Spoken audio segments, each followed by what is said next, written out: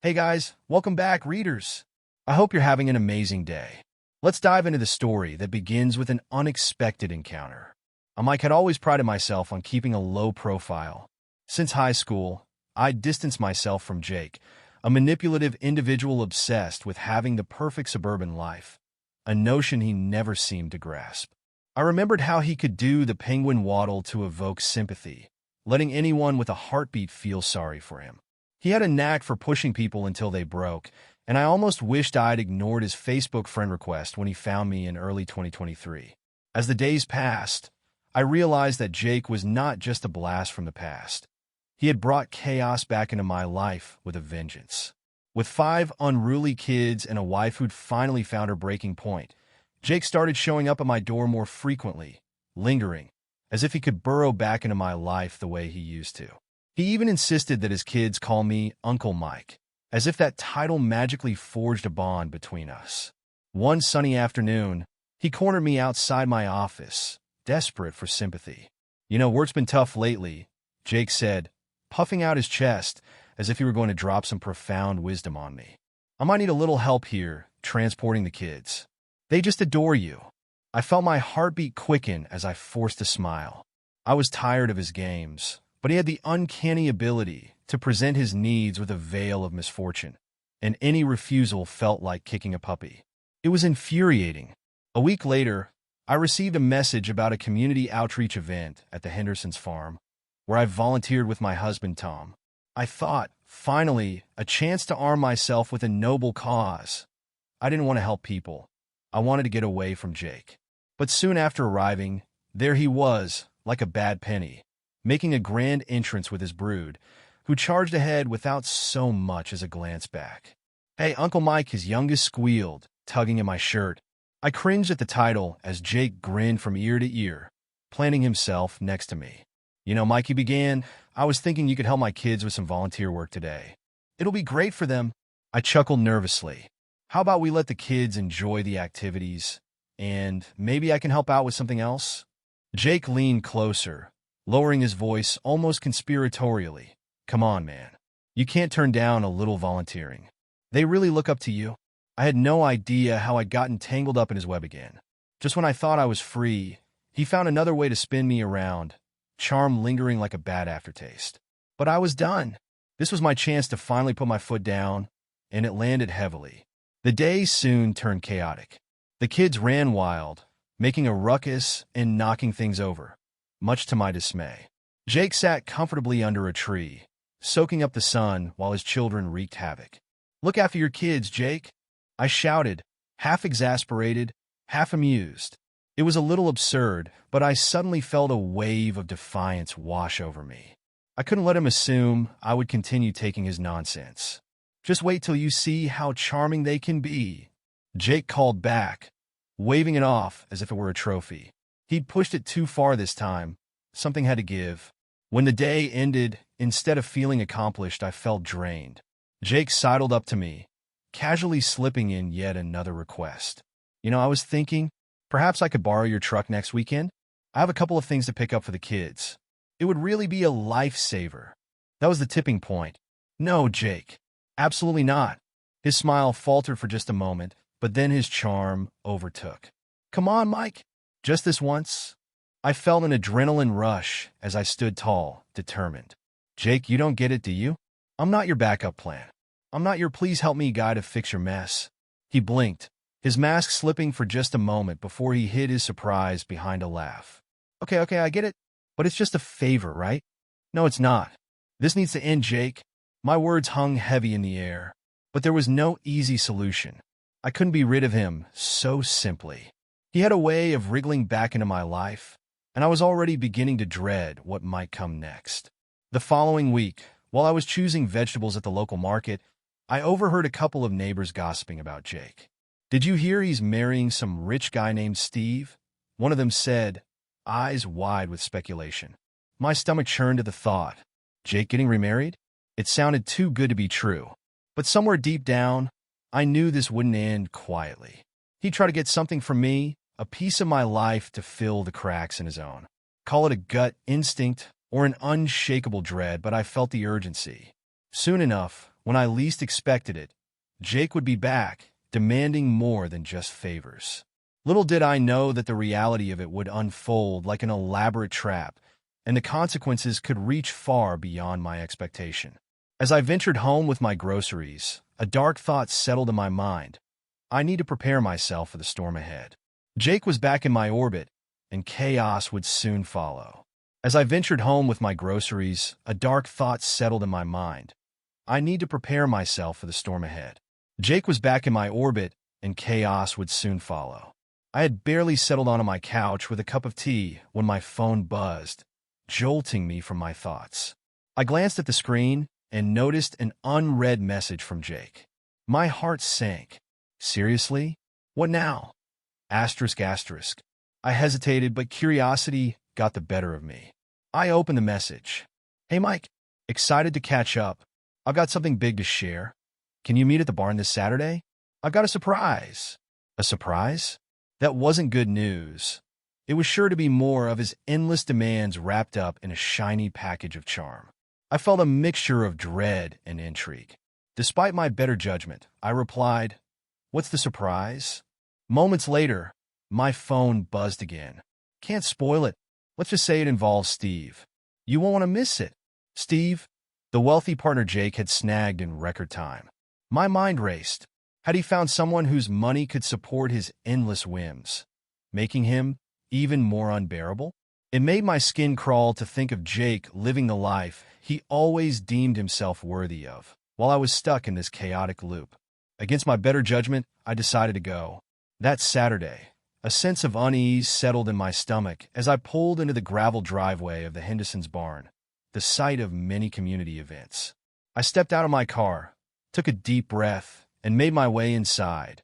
Hoping to keep my distance from Jake upon entering the barn, I noticed people milling about and the sound of laughter echoing off the walls. Yet, amidst the cheerful chatter, Jake's laugh cut through, loud and unmistakable. As I approached the gathering, my heart sank further. There he was, holding court like a king with his entourage, gesturing animatedly. I tried to blend into the crowd, but Jake's eyes caught mine. "Mike, you made it." He waved me over, as if I were a long-lost best friend. Reluctantly, I stepped forward. "Glad you could join us today. I've got some exciting news," he said, clapping me on the back. His enthusiasm masked an undercurrent of something I couldn't quite put my finger on. Is exciting just another word for demanding? I joked, trying to keep it light. "Nah, today's special," he declared, even louder, as if to gather more attention. "I want you all to meet the man who's changed my life, Steve." A ripple of anticipation moved through the crowd as a tall, handsome man stepped forward. "Hi everyone, it's a pleasure to meet you all," he boomed confidently, flashing a beaming smile. "Steve's agreed to help me plan the wedding of my dreams." Jake continued, ignoring my eye roll. "And you're all invited." At his words, I felt the air shift in the room.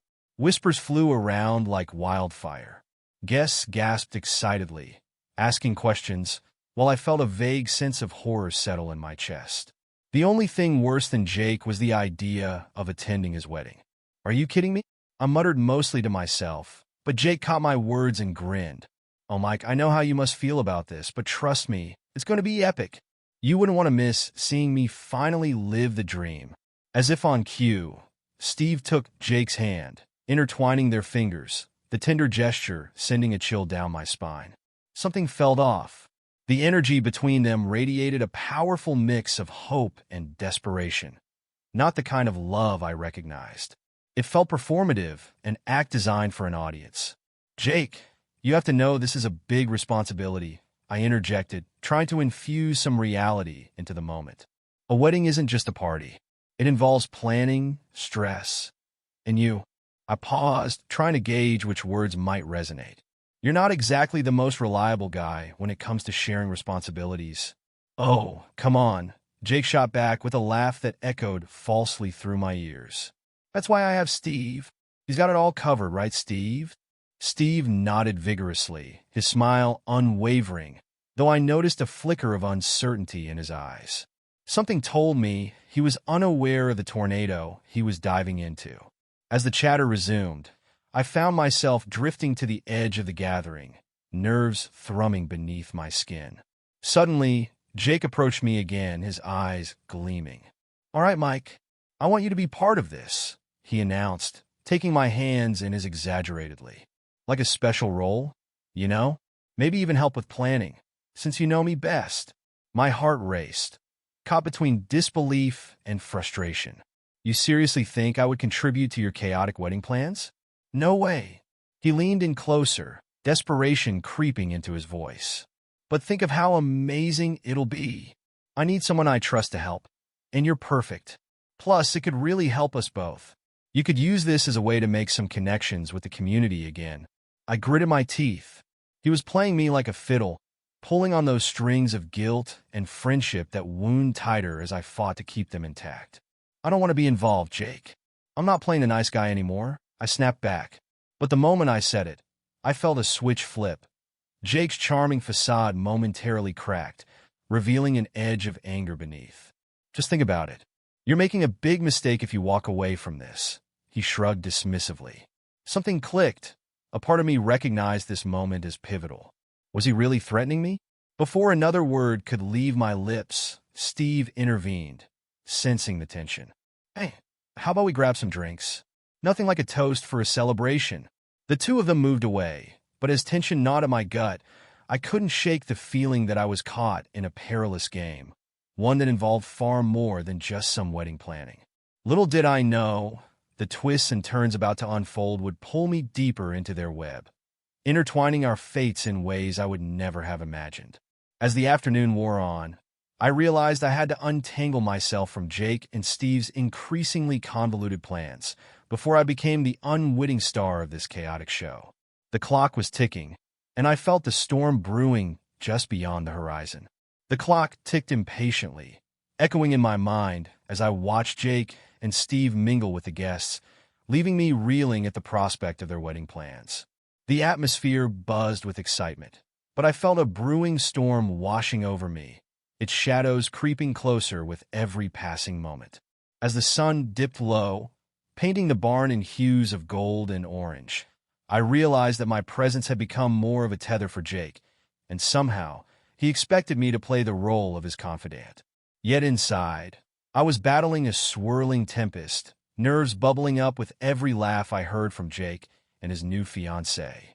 "Hey, Mike," Jake called over, a sandwich in one hand and a drink in the other. "Come join us for the toast.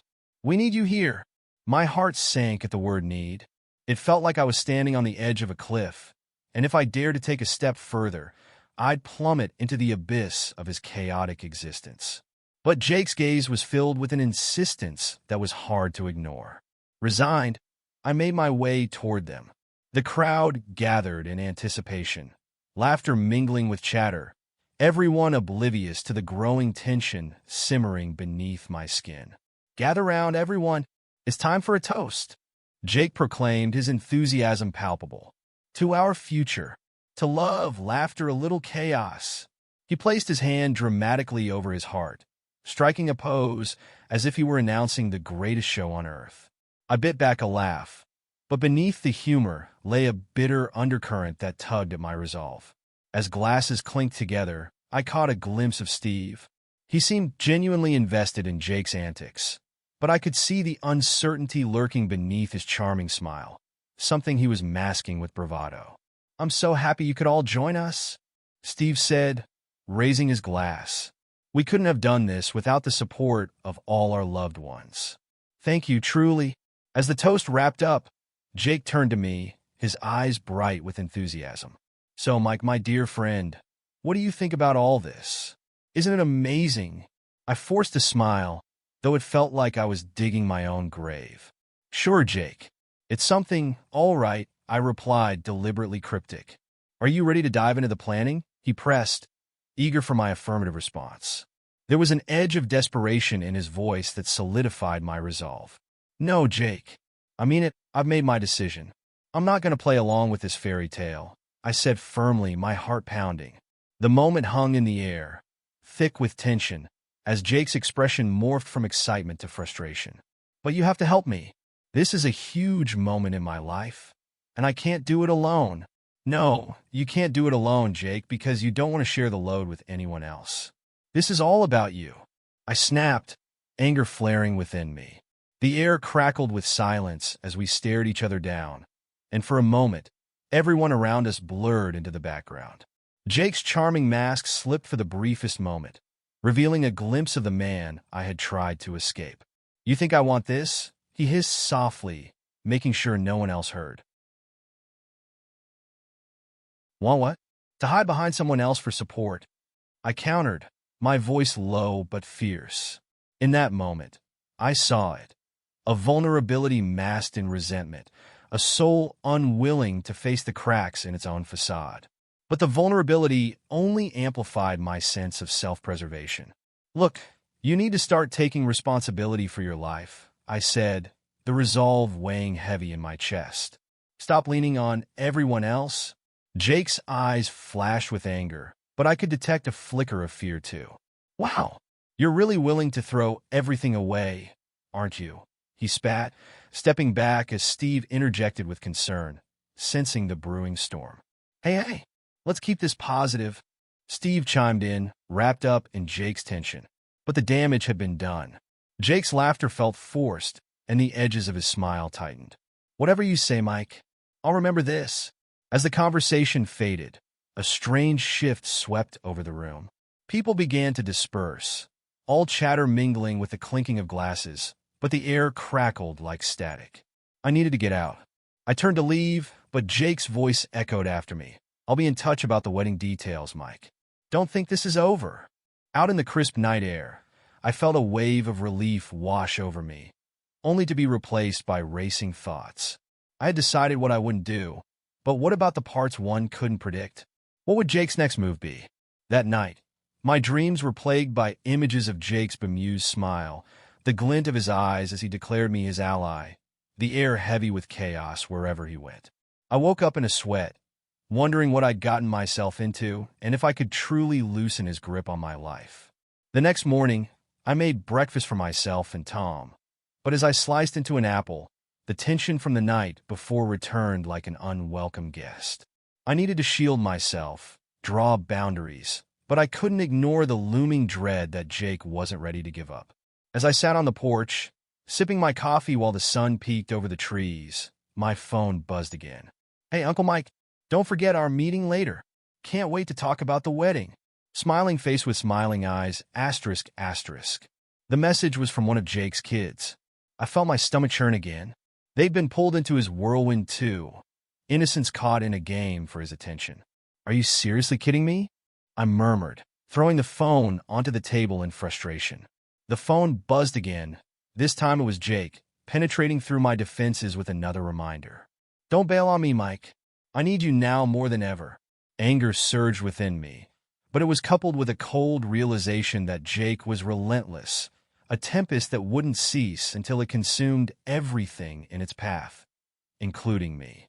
I glanced back at the community center, where the wedding planning would soon unfold, knowing I needed a strategy to navigate this chaos while protecting myself. Would I risk everything I had to finally put an end to Jake's whirlwind or skate along the edges, hoping to stay out of sight until the storm passed? The sun hung high overhead as the date for the wedding approached, and I could hardly breathe with the weight of anticipation and dread pressing down on my chest. Each day spiraled into a countdown, and the thought of attending the event left me feeling trapped in a web of obligations and expectations. Jake's determination to pull me back into his life became increasingly desperate. He reached out regularly, often coiling the conversation around emotional pleas, reminding me of our past friendship and invoking the memories of simpler times. It was his way of insidiously attempting to reclaim control, and I was growing weary of the emotional tug-of-war. As I prepped myself for the inevitable meeting with him that afternoon, I thought about the lives intertwined in this tangle. Steve, the kids, and my own. It was a slap in the face with every text from Jake, each one dragging me deeper into this charade of an impending wedding that felt more like a circus act than a celebration of love. I took a deep breath as I entered the community center for the planning session, the familiar echoes of laughter looming heavy in the air. The space felt smaller than before, the walls closing in with the array of table settings, decorations, and the overwhelming rush of anticipation. "Mike, you made it!" Jake exclaimed as he spotted me, his voice carrying across the floor as he waved me over with a grin that felt both genuine and fabricated. "Yep, here I am," I replied with a forced smile, trying to mask the unease that trembled beneath my skin. "Everyone's excited to see you. I was just telling Steve about all your great ideas." "Oh, were you? Well, I guess I missed that part," I said, my voice flat as I surveyed the table covered in wedding plans, documents, and Pinterest boards featuring whimsical decorations. Jake ignored my sarcasm, launching into details about the seating arrangements and floral choices, his excitement bubbling over. I felt trapped in the undertow of his charm, my resolve wavering as I felt the pull towards the familiar. "Remember the time we pulled off that surprise party for Laura?" he said, his eyes glistening with nostalgia. "Yes, I do," I replied, the warmth of the memory contrasting sharply with the current reality. Back then, things were simpler. Friendship was easier to navigate. Yet as I looked around, I realized everything had changed. "It's going to be our best event ever," Jake declared, and at that moment, I caught a glance of Steve, whose smile didn't quite reach his eyes. His expression said what I feared. He was caught in this whirlwind, just like I was that I inhaled deeply. "Jake," I started, my voice more steady than I felt. "We need to talk." His eyes narrowed slightly, the gleam of excitement fading into something more serious. "About what?" I hesitated, unsure of how to word my growing concerns while maintaining the respect that I still held for him. I leaned in slightly, lowering my voice to escape the ears of others crowding around us. "This wedding? You're putting too much pressure on everyone, especially yourself. It's not that simple, and you can't just rely on me to be your support." The tension swirled around us, a palpable hush falling over the surrounding chatter as Jake's expression shifted. "I can't do this alone, Mike. You know that, but you're pretending you can, and you need to face your own reality," I pressed, my heart racing. "You can't drag everyone else into this chaos just to avoid it." Jake's face flushed, a cocktail of fury and hurt flashing across his features. "So, what? You want to bail? After all the memories we've shared?" I took a breath, grounding myself as I prepared for the coming storm. "I don't want to bail, Jake. I want you to see clearly." Suddenly, the air crackled with energy, and the nearby conversations faded away, leaving only the two of us in this fractured moment. "Fine, if that's how you feel, then maybe you shouldn't be part of it at all," he snapped, and in that instant, I felt the weight of his words settle over me like a shroud. "I didn't say that. I'm here, aren't I?" I fired back, my own frustration boiling to the surface. "But I won't be your crutch. This is your wedding. You need to take it seriously, not as some stage for theatrics." The room pulsed with an uncomfortable silence as guests shifted their attention toward us. Eyes widened, tension thick in the air.